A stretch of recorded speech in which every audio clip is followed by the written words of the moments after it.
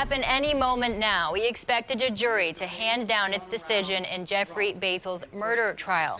We have been in court every day listening to the defense lawyers and the prosecution make their cases, and it really could all end in any moment. News 4's Alicia Rodriguez joins us live outside the courthouse in downtown Buffalo. Alicia.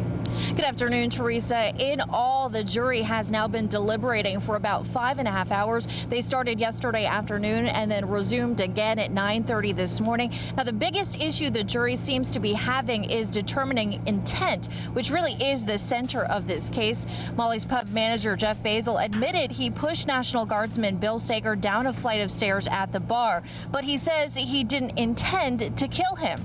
This morning, for the second time during their deliberations, the jury asked Judge Penny Wolfgang to read them the definition of intent as it relates to the charges of second-degree murder and first-degree manslaughter. For second-degree murder, the jury must decide that Basil pushed Sager intending to kill him.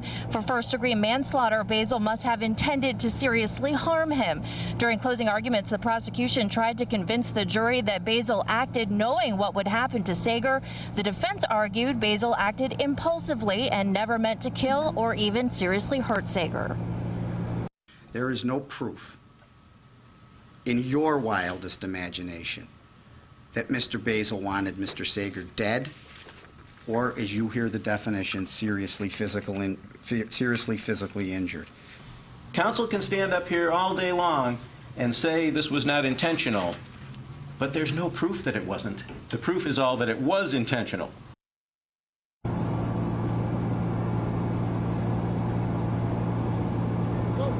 Now, if the jury finds that Basil did not intend to hurt or kill Mr. Sager, they can find him guilty of lesser charges like second-degree manslaughter or criminally negligent homicide. Both of those come with significantly less jail time. News 4's George Ricker is in the courtroom right now. We're told the jury has another question for the judge, asking her to replay some video they showed earlier. He will be following the latest, and he'll have updates on WIVB.com as well as a full report on News 4 starting at 5. Reporting live, Alicia Rodriguez, News 4 at noon.